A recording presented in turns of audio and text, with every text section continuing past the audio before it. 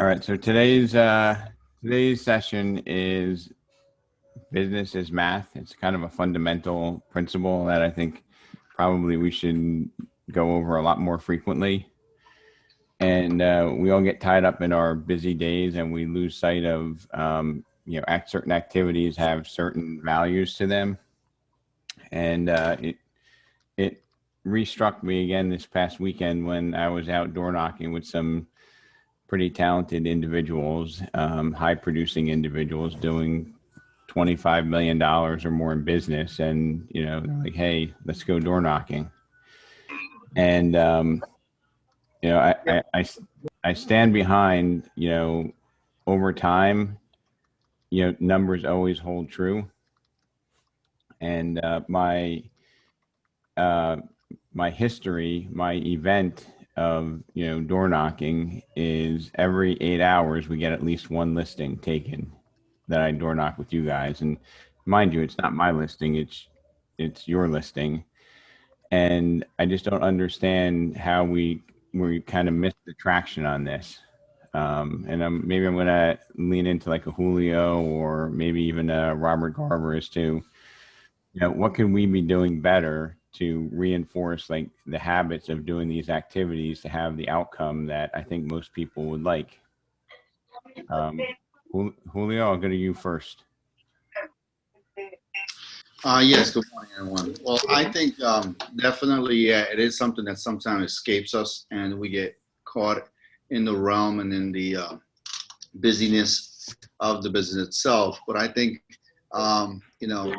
hindsight looking at it, I would say getting a game plan where you could have those checks and balances in place, where you could go back to the agents and say, okay, every so often want to check and see how your production is going, how your goals are being achieved, and what you have done as far as numbers, and incorporating this as one of the key tools, to getting more leads, getting more activity, getting more listings. And it doesn't have to be door knocking is not what it needs to be. Let me just change the lighting here because I feel like the light behind me. So door knocking is not like the activity that I'm here to talk about. It's the activity of knowing what is going to provide you a certain return. So for example, Robert, I'm going to flip over to you. You do a lot of coaching of your team and it shows in your office production.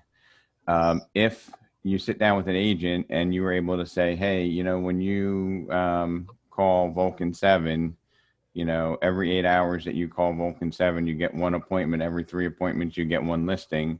Every listing is worth $12,000. We could figure out what the hourly rate is, right? I know I went quick, but you're on mute, Robert. Yes, but conceptually, yes, that's a very good proponent of what we talk about. Another thing that really seems to help the agents is the concept of time blocking, which we've spoken about previously on these and other calls. Setting a structure so that that on these days of the week you're going to be spending this much time doing this activity, and then once you've got that set, planning the rest of your life around that seems to work very well for the agents that I work with in my office. So is there anybody that doesn't use a calendar in your business? Like you just fly by the seat of your pants? If you want to unmute yourself, and I just want to see how that works. Anybody? So I'm going to take that, Robert, as everybody's working on a calendar at least as a minimum to know that they show up to the commitments they made, correct? Right. But it's not necessarily, yeah, we all have a calendar and we all know that, at 2:00 I'm showing a house to so-and-so. But what generally doesn't make it onto the calendar is these 2 hours I'm going to be prospecting. These 2 hours I'm going to be, walking my neighborhood door knocking. This hour I'm going to be at the gym. I mean, that's really how the structure develops to be as productive as possible. And like even the top, even like an Eric Funk and Jackie Haynes, who happen to be the recipients of probably one, possibly two listings from a 60-minute activity. And by the way, you want to know what happened at the end of that event? Robert, you want to guess? Uh, Eric's like, we need to do this again. I want to schedule yeah, it. yeah. Um, but but the piece that I was missing, and I think this is where Robert, Colleen, Julio, all the managers on the call need to lead us, is if I told you that you can make $375 an hour if you came in the office at 9 o'clock and you did certain activities that I gave you until 5 p.m., $375 an hour times 8 hours would be $3,000 a day. I would think there would be very few people who, absent some really ridiculous activity, would show up probably 5 minutes early or half an hour early to make sure that you didn't get docked any of that 375. And you'd work until the end of the day and you'd leave with a smile on your face saying, I'm now $3,000 richer. Would you all agree on that premise? All right. I see Julio. Yes. I see Yep. Robert.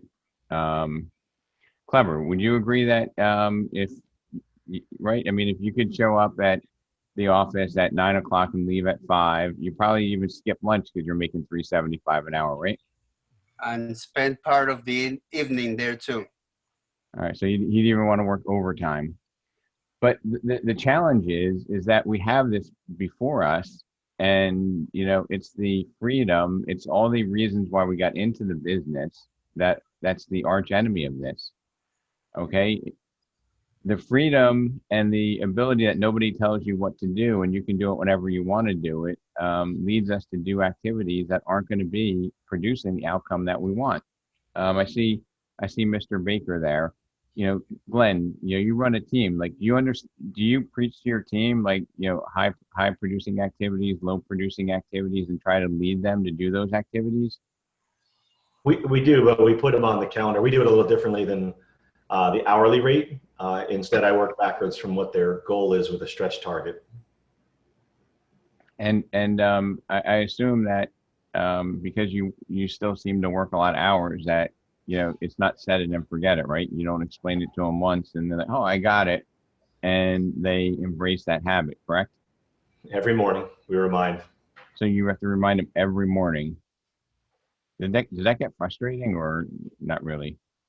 No, as long as you're seeing them get towards their goals, that's what's required, right? Not everyone is going to wake up every morning and say, I have to do these activities and religiously follow them. They need some nurturing along the way.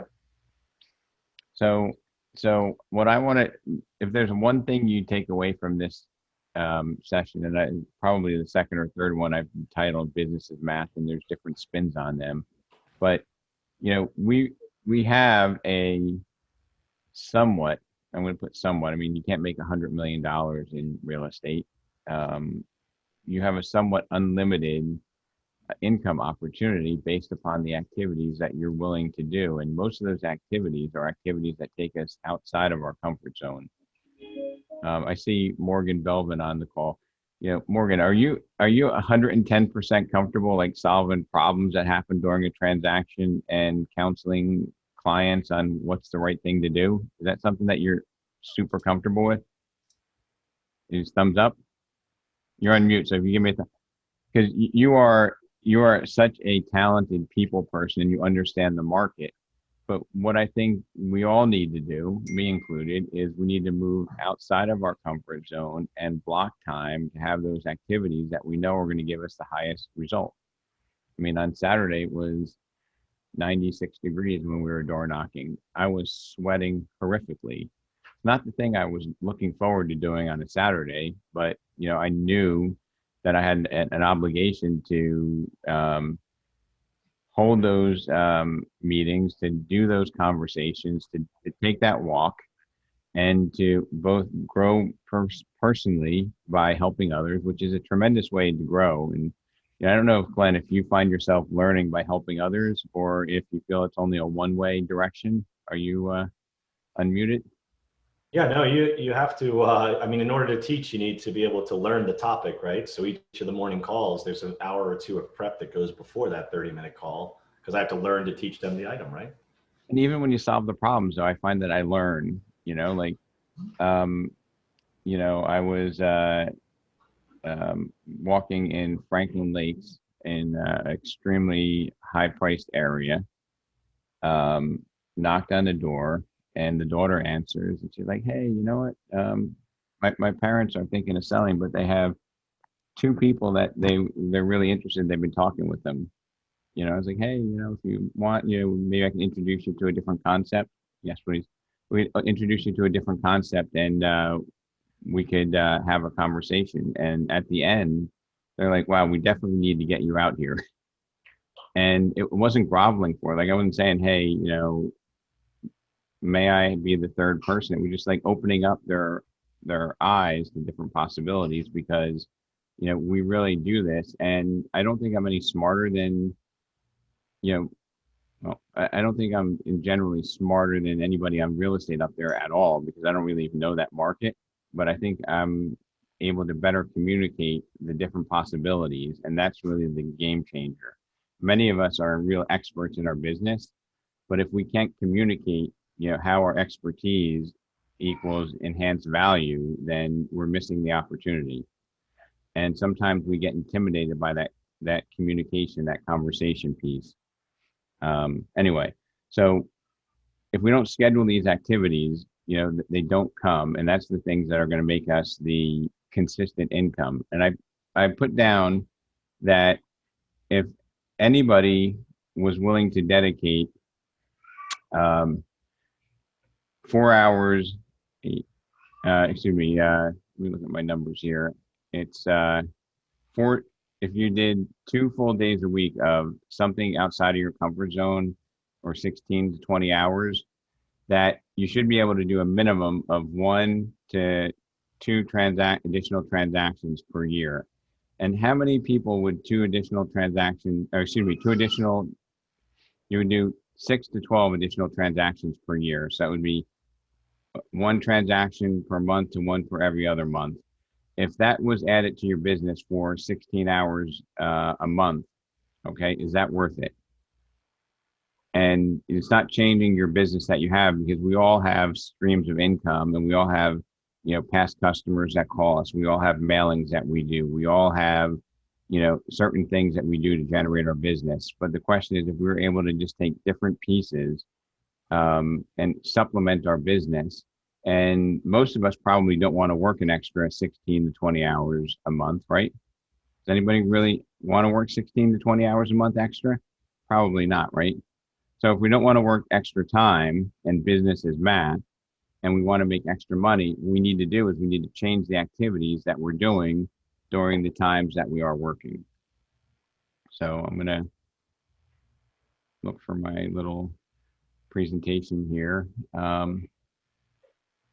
Give me a sec.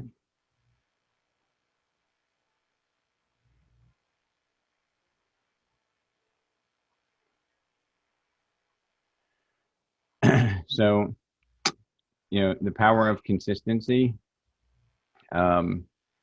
Consistency allows measurement. Consistency creates accountability. Consistency establishes your reputation. Consistency makes you relevant, and consistency maintains your message.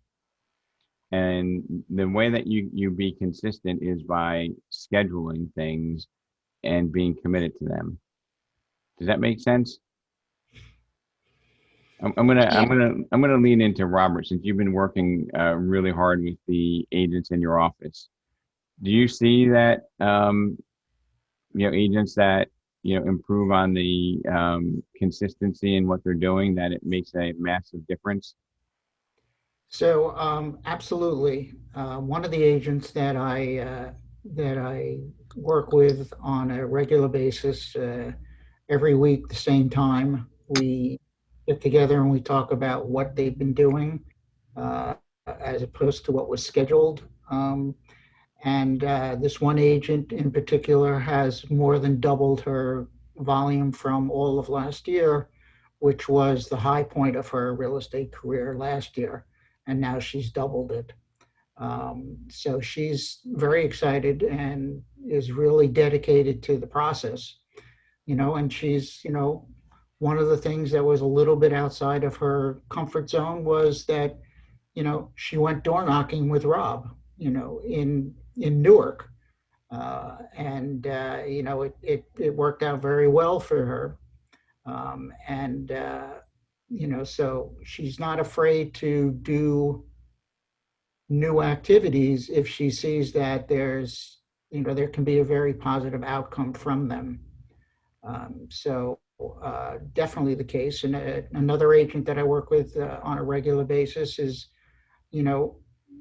his business had actually kind of petered out a little bit, and we started doing these meetings and got him a little more organized and a little bit more on a time schedule to do particular activities. And now he is fast approaching being at total volume for last year also, and he's got a lot more business that he needs to put in dot loop so that we know exactly how he's really doing. But it looks like he's going to have a very successful year also. And it comes as a result of structure and accountability.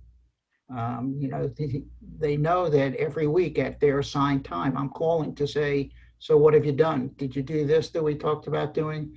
What are you doing differently? Are you walking the neighborhood and giving out your business cards and whatever it is? They know that when my call comes, they have to give me the right answers, and their business is definitely growing as a result of it. So you're changing the activities, and there are so many different activities that we can do, and so much talent on this mastermind here, that there's diversity of talent, there's diversity of activities that can allow us to achieve similar or greater results. But I would bet out of how many people are on the call now, Robert? Can you tell me?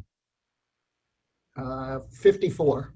So out of the 54 people that are on the call today, I will bet you that everybody has a different go-to activity when their business is down. They're trying to, make a recovery, or they're trying to, proactively grow their business. We all have different things that we might go to. If we were to say this is the first, second, and third, if you had 3 activities and you put them in order, probably it would be rare if more than 1 or 2 of us had the same 3 activities. And I would say that I'd be surprised if more than 5 or 6 out of the group actually know what the financial return is each of those 3 activities over time. What we might do is we might say, hey, last time I did this, I got a deal, so I'm going to go all in on this activity. But we really don't measure it. We don't identify how much time we spend doing A, B, C, or D, and reapportion our time doing the activities that are getting us better and higher results. Would you think that would be true, Robert? Yes. I'm going to lean into Glenn if you have a second. How many different activities do you and your team do, like core activities to grow your business? Do you know offhand, or you have to count them? Per quarter, each agent picks off of a large list of them, but only 3 activities they do at any particular quarter. And approximately how large is the list? Give me 1 second, I'll pull it up. I think it's like 26 different lead gen, somewhere around 26. So Glenn is very analytical. He's identified 26 things that you could pick from, and probably part of your mission, Glenn, is to figure out which of these activities with which people provide the better result. Now, and the reason is that they pick an activity, but they may not end up liking it at the end of a quarter. But you have to do it for a period of time before you can let it go, rather than just say, oh, I want to do voicemail drops, and you do it one time and then say it wasn't successful.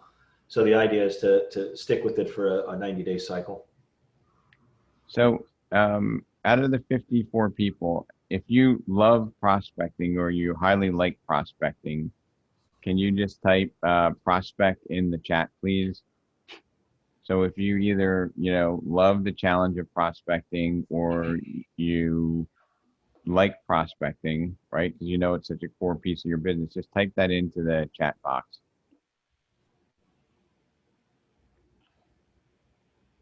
And if you feel that you're good at conversing with people, like if you get a lead of like, let's say, your past client refers you to their best friend and they call you up and they want to buy a house. If you feel like you're a good conversationalist to a warm lead, okay, put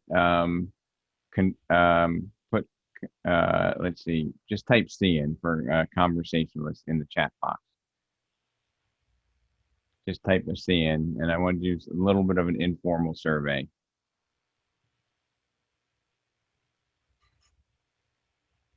So, Robert, how are the P's to the C's compare? The prospects to the C's comparing? The C's are running away with it. Okay. Is that surprising to you, Robert or Glenn? Not at all. But the real money, the real opportunity is being able to take that prospect into a conversation. Okay. And the lowest hanging fruit that I see that we as an organization, we leave on the table. Okay. If there was the one thing that I would do is I would not be paying money for Zillow leads. I would not be, spending 20 hours on my CRM. I'd be taking every one of my listings and I would be introducing myself to the neighbors who know that property is for sale and having a conversation that you have with somebody that was warmly referred to you. And I would be doing that before an open house and before a closing. And if you did that 8 hours, and I'll even stand behind this. If you do that 8 hours, you document it. You door knock a couple hours before each open house and after it closes. You do that for 8 hours and you don't have a listing. I will walk with you for 4 hours and we will get a listing. I've never seen it not happen. Okay. Now, what is an average listing in your area? If you want to put that number in, is it 350? Is it 600? Is it 800? Put that in the chat box. All right. And then what we need to do is, once those numbers are in, Robert, you multiply them by, 2.5%, 3%, 3.5%, whatever your average is, divide it by eight hours. And that's in Rob's opinion, that's the lowest hanging fruit with the most significance, the most relevance that you're ever going to have. And how many of us, are too busy to go knock around the sale after we close? We just go there, we take the sign off, we put it in our car and we drive away. I see. Are you shaking your head there, Glenn? You're on mute. Absolutely. But can you see how that can take, if your team did 60 listings and how that can make that 120 listings? Absolutely. And it works. And then it's just, it's phenomenal. And I've not had a bad conversation with anybody. I do think I had somebody, the worst conversation I had was on the last meeting I had on Saturday. Somebody said, you should be wearing a mask. There's a pandemic. I was like, it's 98 degrees out. But that was the worst it got. I mean, there was nobody that was unfriendly. Not a person. Clever, you've been out a couple of times, right? Have we had anybody yelling at us? Not a single person. And all the conversations were pretty cordial, right? Yeah. I think when we were door knocking, people were like, "Oh wow, nobody's ever done this. Could I get you guys a cup of water, bottle of water?" I'm like, people are really nice. That's why I left from door knocking, and we were in a pretty exclusive neighborhood this past week, right? So, Rob, there is a comment from one of the agents saying that they've been yelled at and when they've gone out door knocking. Okay. I'm going to say over time it might happen. Okay. But I'm going to say a lot of the outcome is that smile that you have. It's the way that you engage them.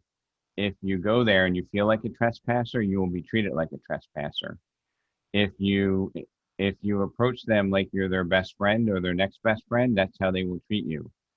Um, you know, Clever, were you pleasantly surprised that like when we're knocking on people's doors at 9 or 10 in the morning? I think the first time we went, we were pretty early, right? Yeah, I think it's the way you present yourself and the tone that you have.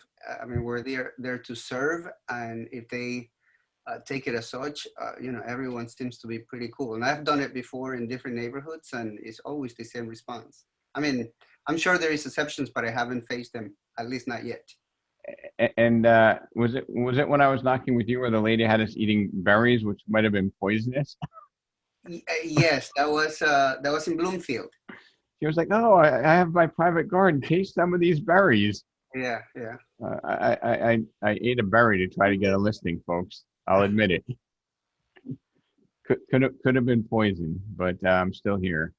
But no, in all honesty, like I approach it as, if there's somebody that happens to yell at me, somebody's maybe having a bad day. But there are so many other people that are going to be so nice and appreciative, that it's going to outweigh that every time. And I hate to say we keep going back to this one piece, but the other thing I want to do is if you measure the results, which I've been doing, and when you door knock around the listing, and there's no coincidence why, I think on Monday, Eric and Jackie are going to be getting an $800,000+ listing. I don't know if we posted on video. I asked him what's the probability of that after we met with the woman. He's like 100%. And then they got the appointment for next Monday, before I got to talk to him on Monday after we went door knocking.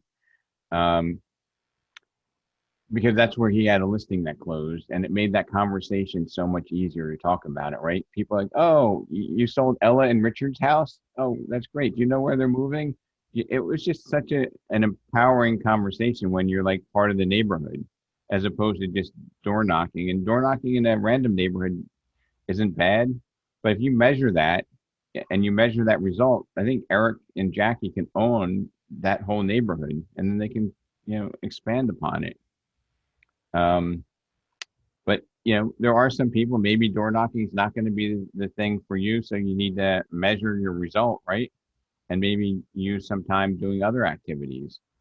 Whatever you do, give it a fair chance, schedule it, be consistent. Consistency will, scheduling will create accountability. Consistency will define or create your reputation, right? If you want to own a market, okay, you need to be consistent. When you are successful and noticed, you become more relevant, right? So these are all things that on the different income producing activities are probably consistent with all of them. Glenn, do you want to just spurt out 3 maybe less obvious income producing activities on your list of 20 something? Less obvious, you're saying? Yeah, less obvious than like door knocking, cold calling. I'm going to pull a list up so I can actually give it to you here. So the least popular ones are the ones that people don't do. Well, less obvious. Doesn't need to be less unpopular. But what's like something that we might not all think about? Actually marketing agent to agent referrals outside of your area. So prospecting just like you prospect someone, but agent to agent. Okay, that's excellent. Let's see. Just looking here, the less obvious ones. Local business interviews. That is a prospecting activity if done properly. Yep. In fact, I have $2.5 million in sales this year just from that activity. And then let's see what else. There's direct mail is common. Oh, housewarmings or pop-ups. So in essence, you go out and you sell a house, you throw the welcome party for them. That's a prospecting activity. So it's not, some of these are not like, these are the ones that are outside of the bounds of make a phone call, do an open house, direct mail, email newsletters, those types of things. Hey, Glenn, can you go into a little more detail around the business interview briefly? Like explain to everyone what you do exactly. Yeah, so it's a combination of ways. So one is sometimes I just get a big plate of their food, sit in front of my camera like this, and I'll go, did you ever see this menu? Look at these items. And then I'll start eating their food and go, I can't believe that you haven't been to this place. You know, if you go on Yelp, it's this many stars, that many stars. So that's the one where you're not interviewing the person. And then there is the one where I come out of the barber shop and I show, you know, put up the video and say, hey, I was just at, you know, Boonton Main Street's barbershop. This guy is so fast. I'm in and out in like 7 minutes. There's never a line. Always a great thing. Here's his hours of operation. And then, you know, another one is during COVID, I went business to business and interviewed people and talked about how they're doing and how takeout would help them and that they've now implemented those types of things, telling about their business. All three of those examples landed business, every single one of them. And how many people watch it? Just out of curiosity, because I've seen people do it and they only get 52 views. They get discouraged. Yeah, I went through the same thing about 2 years ago, and I thought nobody cared, nobody was watching. I assure you, you put it on social media, people are watching. You just don't know that they are until they mention it to you. I was about to quit when I was on one of my 90-day cycles, and some people walked up to me and they go, hey, you're that dude who did the video at so-and-so. And I was like, oh, somebody actually watches. And then all of a sudden, it happens all the time. Someone will say, hey, I watched your video. I love when you put out that information. I do a lot of did you know shows. I put them up a couple times a week. And it's everything from like, if I'm on a chimney, putting on a chimney cap, to how to clean your air conditioning condenser. People watch video all the time. They may not tell you it, but they watch and they stalk you. Now, I don't know if this would be something that would take or not, but maybe as a like a housewarming, you invite the neighbors to meet their new neighbor, right? Yeah. And if the weather's nice, you can do like an outside barbecue. Hey, come meet your new neighbor. Then you have a bunch of listing prospects. Yeah, I'll report back on that because Yeah. in the month of September, I'm implementing that for my town. And it doesn't matter if I sold their house or not. I'm sending everyone an invite to say, come meet your neighbors at the local bar, and I'm going to sponsor it. Oh, that's great. So if you're hyper local, that's a really interesting play, and I think it's going to be great, Glenn. But you know, once again, you have to do it, right? Yep. And it would probably even be much greater if you did it once a quarter, right? Say, hey, you come meet the new neighbors, or twice a year, whatever the routine or the schedule that you adopt is. So does anybody understand the word? I guess what would it be called? Like a sigma, like how much riskier is an activity? And the lower the risk, the higher the value to an activity, right? So for example, if you put $1 in a bank and they were going to give you 1% return versus you put it into a junk bond and you get a 14% return, you're paying because you believe that the 1% return is a guarantee. If you knew you can make $375, $500, $200 an hour by coming to work at 9 and leaving at 5, and that was certain every single hour paid you that amount, that would be like your riskless event, right? But when you take events and you make them less riskless, it becomes the 1% interest rate or less than 1% interest rate you get when you put your money in the bank. Okay. But if you look at businesses, right, the more consistent they are with their revenue, the higher the valuation of the business, right? The more likely that something's going to provide a yield, the more value that has. Does that make sense to everybody? So part of what I want to stress to everybody is you can't look at, measure things by the second, by the minute, by the hour, even by the day. You have to measure it by a period. So if you took something and said, like, I'm going to do this for 90 days, like Glenn said, and then you measure it after the 90 days, and all of a sudden you see people saying, hey, you're the guy in the barbershop ad I saw on YouTube or whatever it was, and it now has an impact. And, Glenn is here and sharing his ideas, not because, he gets any benefit from you posting things on video. He's just saying that for him, he almost quit. But if he had quit, it would have been a mistake because you didn't give it enough time.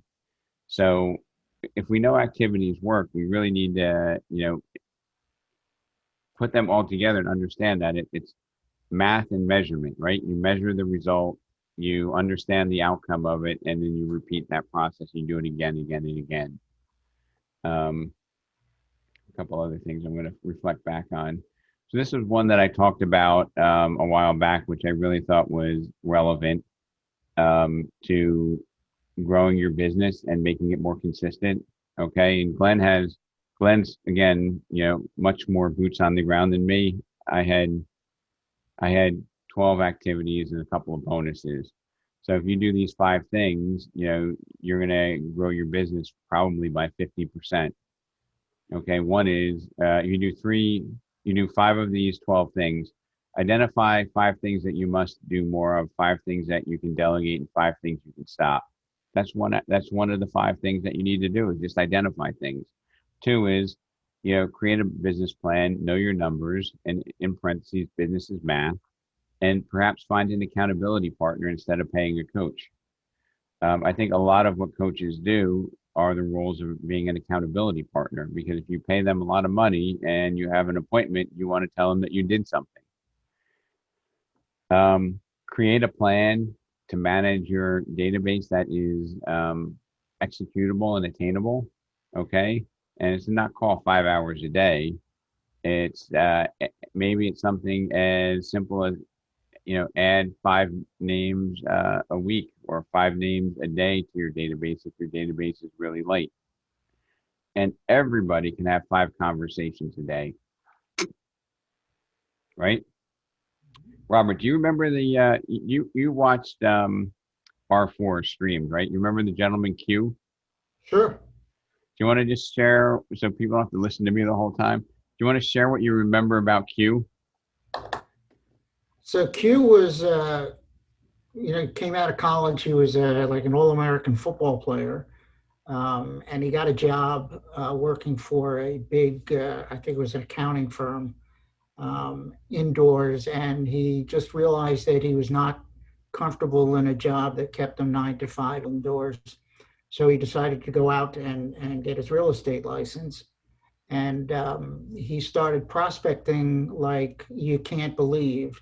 And he did all sorts of activities from in his rural town up in the mountains. He would go to the local supermarket and he would pack people's groceries for them and talk to them while he was doing that, as a way of introducing himself to them and trying to build some business that way.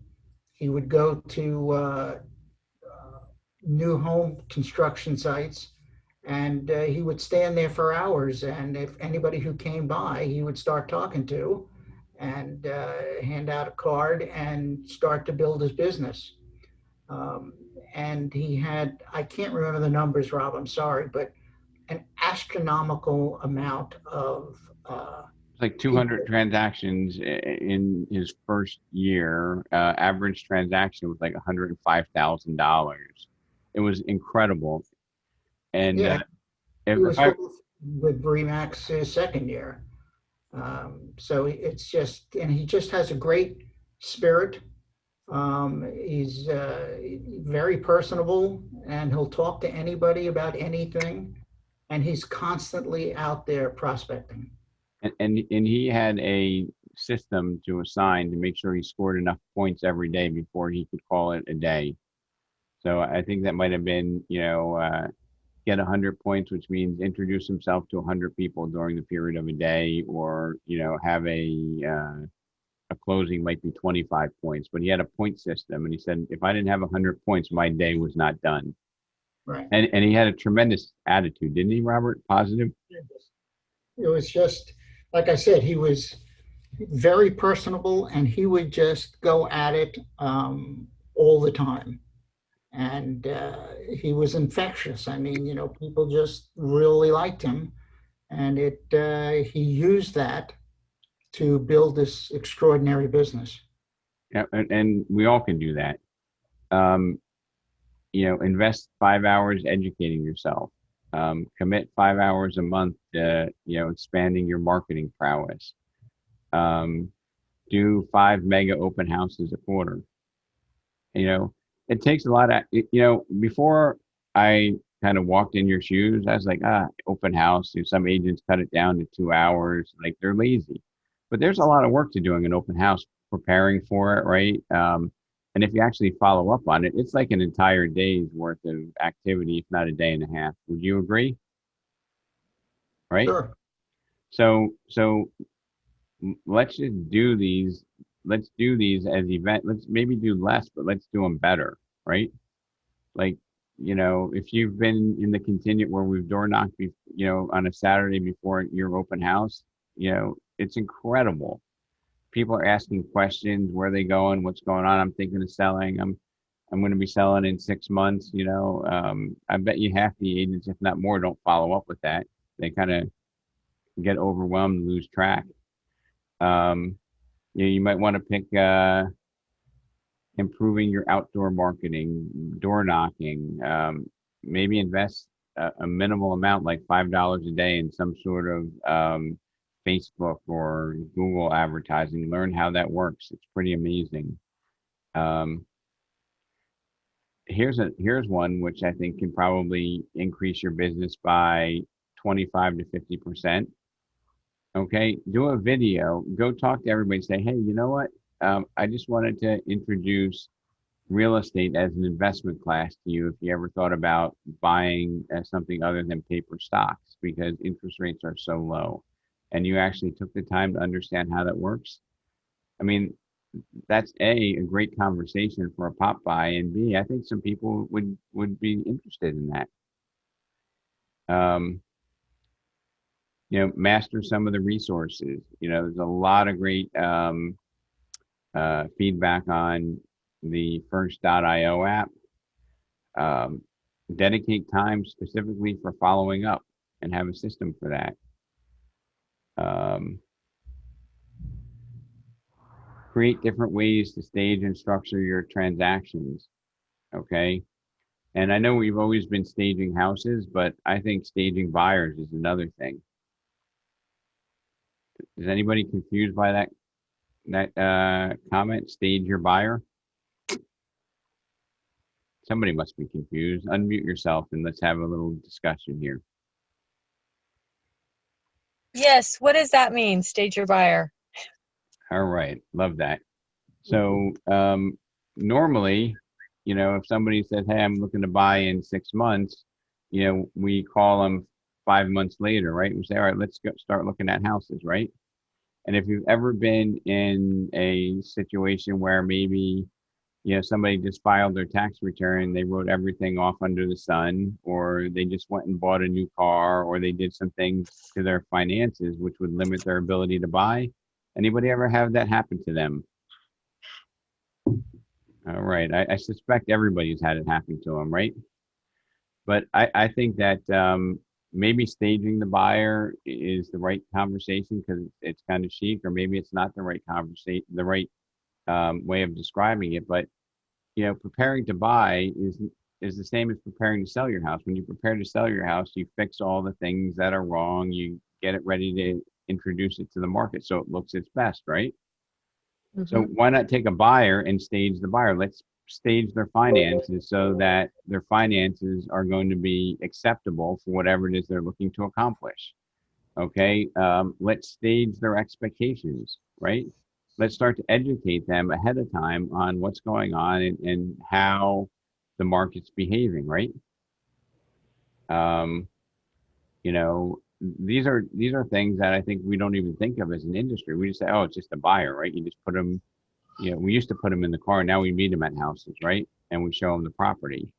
But I think staging the buyer is going to, it's going to make you the trusted professional that they're going to want to stay with. They're not going to, go to an open house and forget about you because you've added value, right? You've had specific discussions on how they can be a stronger buyer and accomplish what they're looking to accomplish. Does that make sense? I don't know who asked the question. I can't see. Yes, that makes sense. Thank you. All right. You know, Rob, that falls under the name also of separating yourself from the crowd. And that's something that always works to our benefit. If we can show people why they should work with me rather than someone else, then that's how we win. So that's an excellent comment there, Robert. And here's my 2 cents on that. And I'm going to guess that everybody on this call that sold more than 12 houses has probably had a friend or a relative who broke your heart because they bought with somebody else, right? We've had that, right? Robert, have you ever had that happen? Sure. So why do they do that? I'm just going to ask, candidly, did you put any thought into why somebody might do something so horrific and buy without their friend? Well, I mean, sometimes they don't want their friend to really know their finances, and when they tell me that, I can accept that. But the conversation doesn't end there. Then the conversation becomes, okay, you know what, I get that. But would you at least let me recommend an agent for you to use for this transaction so that at least I walk away with a referral? So my perspective, and it's great to have different perspectives, and you are more practical because you've had it happen to you. But my thought is a lot of times people are like, hey, I'm Robert's friend, he's a great guy.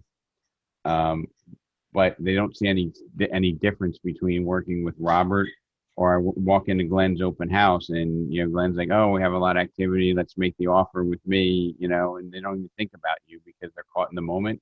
Do you think that happens, Robert? Yes. So what I'm saying, when you stage the buyer, you're identifying how you're going to help them get a better deal by being a professional negotiator, right? And buyers have, and I thought this way too before I worked and went step by step with this great team, is that, hey, a $500,000 offer on that house across the street is a $500,000 offer, right? Like, I didn't know that it mattered how it was written, the reputation of the agent, the communication, the conversation, the negotiating skills, right? Like, all that matters. Like, a $500,000 offer is not a $500,000 offer. That's just one of many variables of how that works. So if I believe that working with Robert Garver gave me a higher probability of getting the house I wanted and to get it at the best possible price because of his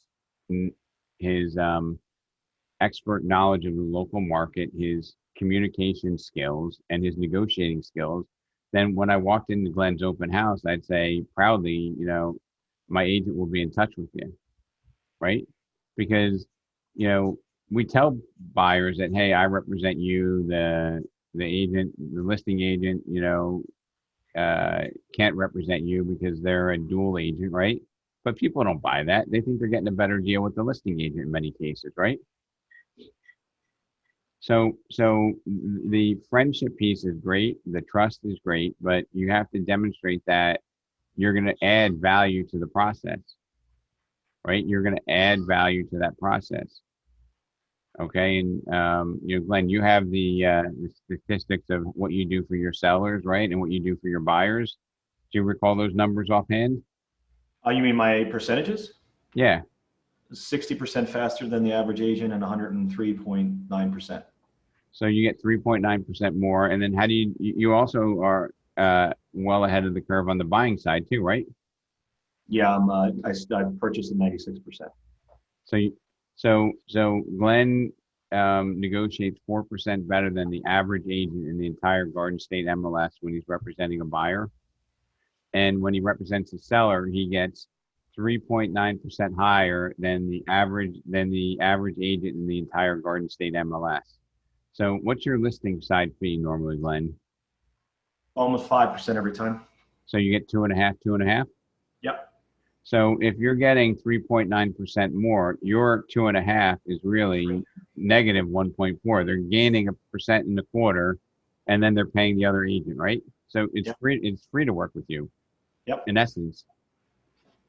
So if somebody recognized that you're going to get them almost 4% more, or you're going to get them almost 4% off when you're representing them on the buy side, I think if they educated and they understood that, they would, even if they didn't have one of your cards, they'd say, hey, let me call Glenn and find out what his license number is. And I'm going to put it on this sign-in sheet here because Glenn will be doing all my negotiations, right? Because it's a $800,000 house. You're going to save me $34,000. So this is all part of staging the buyers, staging their expectations, staging their finances, staging, their strategy on how to negotiate for a house, right? It's all of those things. So anyway, I have one other thing, which is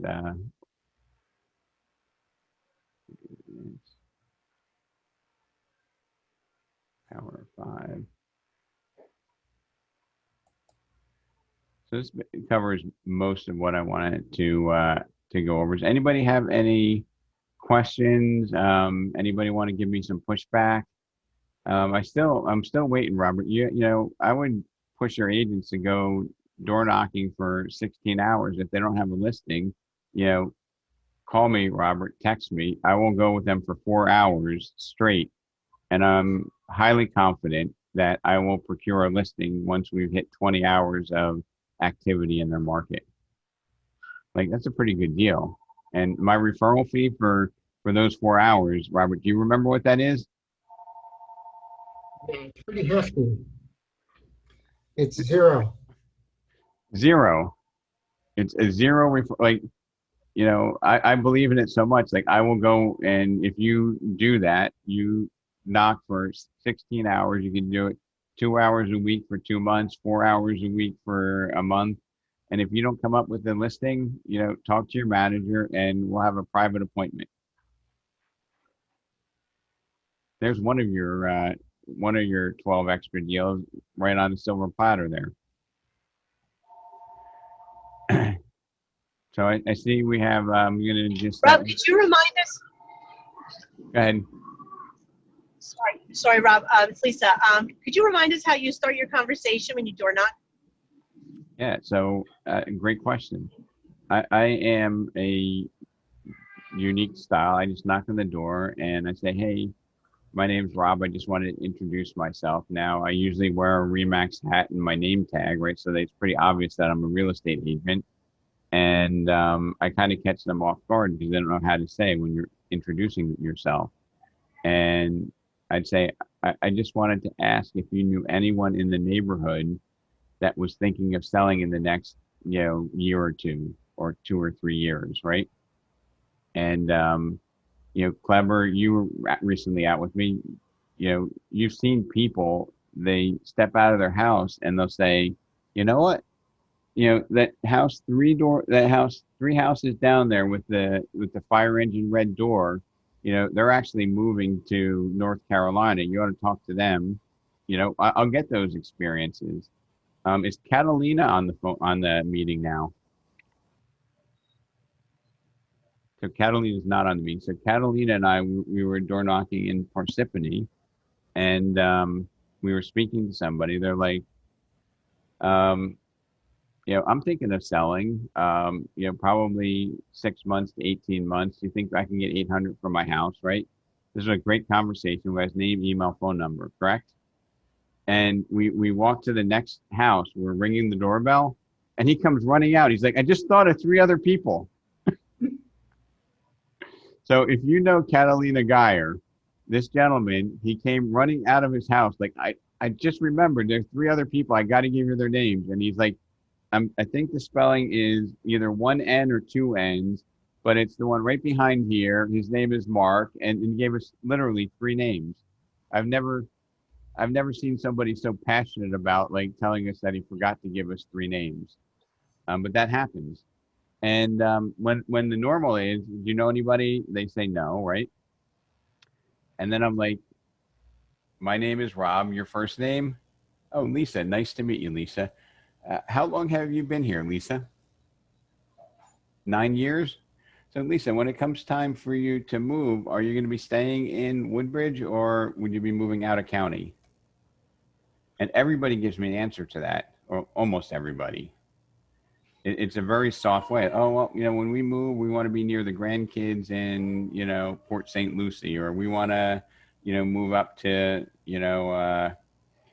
move back up to Morris County near my parents, whatever the story is. And is Karen Dinkins on the call here, Robert? I didn't see her. Because, Karen has one where the people are, let's see, her people are moving up here and selling down in Long Beach Island, and we're gonna make a double referral on that one there. It's just great when you have that communication skill and you're able to help people, So basically, hi, I just want to introduce myself. Awkward pause. My name is Lisa. I just want to see if you knew anybody in the neighborhood that might be selling in the next year or two. Usually you got to know. After they say no to that, you say, again, my name is Lisa, your first name. Hey, Rob, how long have you been living here? You've been here for 17 years? Great. I might say, what do you like best about living here? Or I might say, when it comes time for you to move, are you staying in Woodbridge or moving out of the area? And usually they'd say, well, I want to stay in Woodbridge and buy a no maintenance townhouse, or, when it comes time for me to move, I want to get away from the cold winters, whatever it is. And then you can say, hey, what's the timeline for that? When do you think that might happen? And more times than not, it might be 1, 2, or 3 years, not a tremendously long lag period. And if you kept in touch with those people for 1, 2, or 3 years, you're going to have a tremendous pipeline. But again, most people don't do that. Most people, if it's not right now, I'm moving on. Any other questions? Rob, it's Colleen. Barack, one of our agents, door knocks every single week, and he is on his 4th closing from listings he received from door knocking. So it absolutely works. He says he always goes out with a smile. Yeah, no, and it's really, if you think of it as being, it can be exhausting, but it's also fun. Like talking to people it's a fun experience, especially if you're having good conversations. And if you have the right attitude, it doesn't really matter what the outcome is. Hey, Rob, I don't know if you remember, you went door knocking with Nuana, and there was a guy who started screaming out the door as he started walking up his pathway. Okay, I'm not remembering that one. Sweatshirt. So he started screaming, don't come here. I'm not interested. I'm not buying anything. And as I remember, your response. That was with Chris Leva. Oh, okay. Sorry. So yeah, the guy was out there wrapping his hose up, and he's like, whatever you're selling, I'm not buying anything, right? He saw Chris and I, 2 dudes walking up, looked like obvious salespeople, and I'm like, we're not selling anything. I just wanted to ask you a question, and when I asked him the question, he's like, oh, yeah, we're looking to move to Mount Olive. We need a basement. Our daughter's going to be in high school. So don't take it for face value. Like, he was a super nice guy, but his first reaction was go away. So anyway, that's a good memory, but it wasn't Nuana. I'm sorry. I want to just introduce, for me, it's on the bottom there, Jim Pastorini at We Insure. He's on here. He's a friendly face. He's one of our affiliates, and he's going to help us have one-stop shopping from beginning to end. And he's able to give your customers prices from, probably 10 or 20 different companies without having to call 10 or 20 different places. So I'm going to just say hi so people know who you are there, Jim. Hey, guys. I like to be part of the process because, as Rob mentioned before, helping people is fun. people are stressed out during the closing process, and we want to make the process easy for them. And I call people who are referred to me by mortgage brokers or remax agents. I can hear the sigh of relief in their voice. Oh, thank God you called. I need your help. So when I do call them, I do hear in their voice the happy I called. And doing this 30 years, you can sense when the person is happy to hear your call. It's a fun conversation to have when you call there again and they say, "I'm glad you called." Right there, I know the door is down and the barriers are down. And Rob mentioned, so I'm going to just interrupt you for 1 second because we're also on overtime here. But one thing is, we had actually had a E&O claim, which took about 6 months to resolve because a homeowner moved out of their house and didn't change their insurance, and then there was damage. And when there's damage to something, what do? They sue everybody that's in proximity to the whole case. So I heard Jim several times counsel somebody like, hey, you know what, if you're moving to your new house and you're going to be fixing your old house and it's going to be vacant for 3 to 6 months, we need to make sure the insurance company knows that or they're going to decline coverage. Am I accurate on that, Jim? 100%. So I think, is it 30 days that can't be vacant? 30 days, key, yeah. So if you go out there and you show some of these homes that are vacant listings, I would bet you most of those haven't changed their homeowners insurance to notify them that the house is vacant while it's being marketed.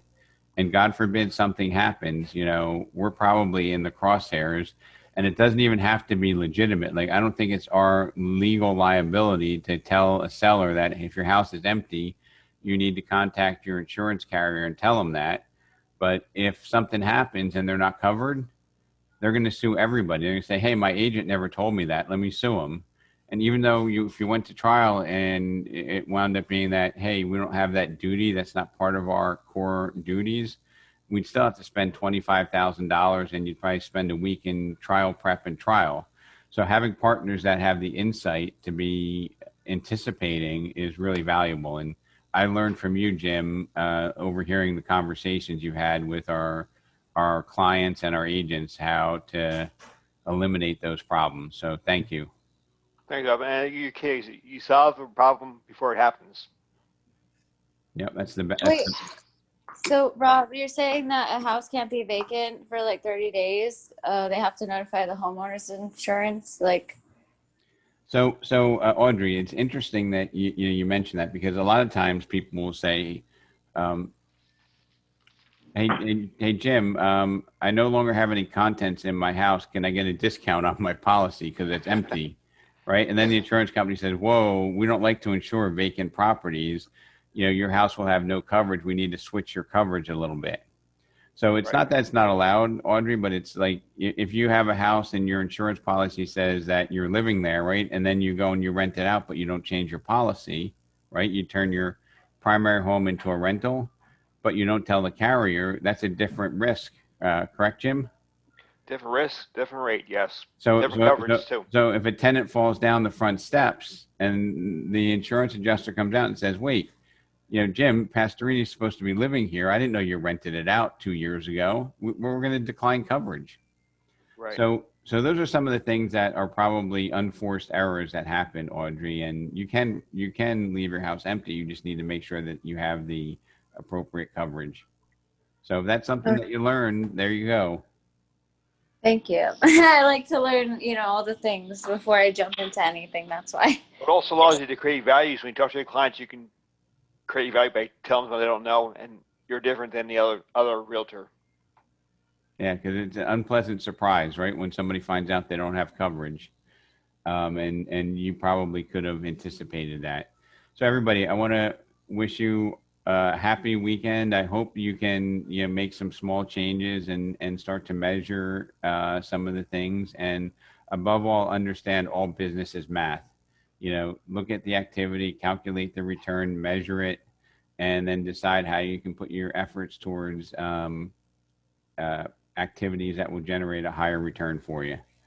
Thanks, everybody. Bye. Thank you. Bye-bye.